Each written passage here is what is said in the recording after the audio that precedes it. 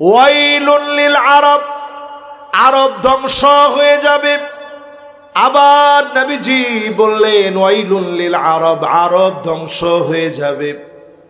নবীজি আবার বললেন ওয়াইলুল লিল আরব, আরব ধ্বংস হয়ে যাবে। আম্মা জান বললেন ও নবী, আমরা কি ধ্বংস হয়ে যাব নাকি? আনুহলিকু ওয়া ফীনা সালিহুন, আমাদের ভিতরে এত নেককার আছে, দিনদার আছে। আল্লাহর নবী বললেন হ্যাঁ, তোমরাও ধ্বংস হয়ে যাবা। ইদা কাসুরাল খাবাস, খারাপি যখন বেড়ে যাবে, পাপাচার যখন বেড়ে যাবে, অন্যায় যখন বেড়ে যাবে, আরবকে যিনি ধ্বংস করে দিবেন তিনি কে? আমি যদি সৌদি আরবের কথা বলি, যে সৌদি আরব আমাদের প্রাণ, মক্কা মদিনা আমাদের প্রাণ, সেখানে একটা ভীষণ হাতে নিয়েছে 2030। এই 2030 ভীষণে 2030 যে ভীষণ তারা হাতে নিয়েছে, এটা এমন ভয়াবহ হবে, আমার মনে হয় তারা কিয়ামতকে ডেকে আনতেছে। এখন সৌদি আরবে জায়গায় জায়গায় কনসার্ট হচ্ছে। হঠাৎ করেই তারা ওমরার ভিসার দামটা পর্যন্ত বাড়ায় দিয়েছে।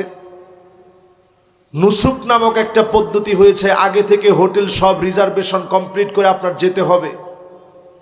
কিছু দিক ভালো করলেও চিন্তা করে দেখেন, বর্তমানে তারা যে নীতিগুলো হাতে নিয়েছে, 2030-এর ভীষণ টার্গেট হচ্ছে এই, তাদের সিদ্ধান্ত তারা একটা সিটি করবে, নিয়ম সিটি। ওই নিয়ম সিটিতে যারা কাজ করতেছে, এমন কিছু ভাইদের সঙ্গে আমার কথা হয়েছে। আমি তাদেরকে বললাম যে নিয়ম সিটির কি কি আলামত? বলতেছে হুজুর অনেক কিছু তারা চেয়েছিল, কিন্তু ওই রকম পুরাপুরি তারা পারতেছে না। তারা চেয়েছিল কৃত্রিমভাবে চাঁদের মাটি এনে এখানে রাখবে, মানুষ যেন হাঁটার সময় গর্ব করে মনে করে আমি চাঁদের মধ্য দিয়ে হাঁটতেছি। উড়ন্ত ট্যাক্সি থাকবে, রোবট দিয়ে তারা কাজ করাবে, এরকম চিন্তা প্ল্যান করে রাখছে 2030-এর জন্য। মদের পারমিট থাকবে বিভিন্ন জায়গায়। রক্ষণশীল সৌদি আরব দিন দিন ঢিলঢালা হয়ে যাচ্ছে। এখন আপনারা গেলে দেখবেন, খুব কাছাকাছি মসজিদ নববীর কাছাকাছি জায়গায় গেলে দেখবেন আপনারা মহিলারাও সিগারেট টানতেছে। এটা দিলে লাগে ভাই,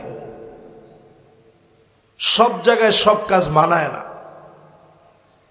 আল্লাহ নবী, বিশ্ব নবীর এই প্রাণ প্রিয় নবী, নবীজির এই কলিজার টুকরার জায়গা মক্কা মদিনা পর্যন্ত প্রশ্নবিদ্ধ হয়ে যাচ্ছে।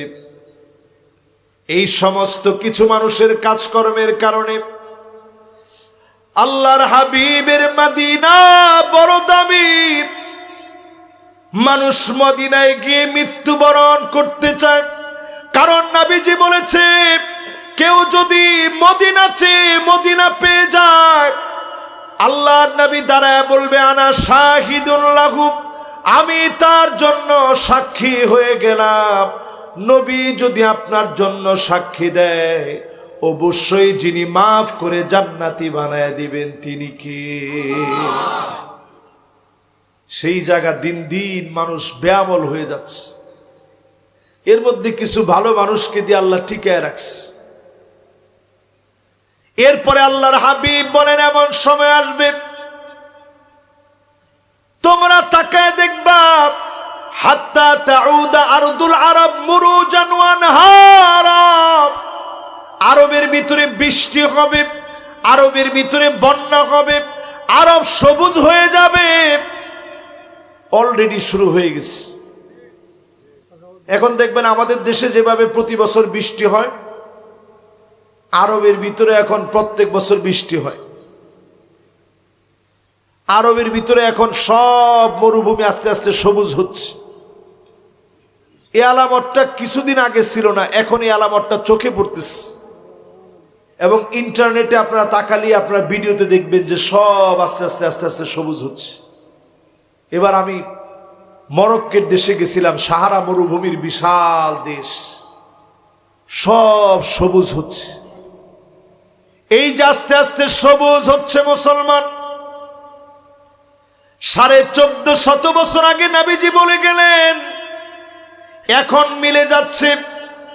তার মানে দাঁড়ালো আপনি যদি মুক্তি পেতে চান, সব দেখা শেষ, সামনে হবে আল কোরআনের বাংলাদেশ। সব শেষে কোরআনের দিকে যদি এরপরেও না আসেন, বাঁচার উপায় নেই। এ দেখেন ইসরায়েল ফিলিস্তিনিতে দিনের পর দিন হামলা করে মুসলমানদেরকে শহীদ করেছে। ফিলিস্তিনের মুসলমানেরা বারবার শাহাদাতের নাজরানা পেশ করেছে। গতকালকে আমরা দেখছি যুদ্ধবিরতি হওয়ার পরও তারা হামলা থামায় না। আমাদের শহীদুল আলম নামে মানবাধিকার কর্মীকে ওরা আটকায় রাখছিল। ওরা মনে করছিল মুসলমানদের ঘুম ভাঙবে না। সারা পৃথিবী একযোগে হুঙ্কার দিয়েছে, ওরা আমার দেশের শহীদুল আলমকে আটকায় রাখতে পারে না। জোরে করে আল্লাহু আকবার। আমি আজকে তার একটা বক্তব্য শুনছিলাম। শহীদুল আলম সাহেব বলছে যে ইসরায়েলের বিরুদ্ধে আমরা থামতে পারবো না, অবশ্যই তাদের বিরুদ্ধে এখনো আমাদের অব্যাহত কার্যক্রম চালিয়ে যেতে হবে, কারণ তারা হামলা বন্ধ করবে না, তারা হামলা আবার শুরু করবে। তবে আমার সবচেয়ে খারাপ লেগেছে, শহীদুল আলম সাহেব বলতেছে যে বাংলাদেশের পাসপোর্টটাকে নিয়ে পানির মধ্যে তারা ছুঁড়ে ফেলেছে। তার মানে হলো সারা দুনিয়া মুসলমানদেরকে মারার জন্য ঐক্যবদ্ধ।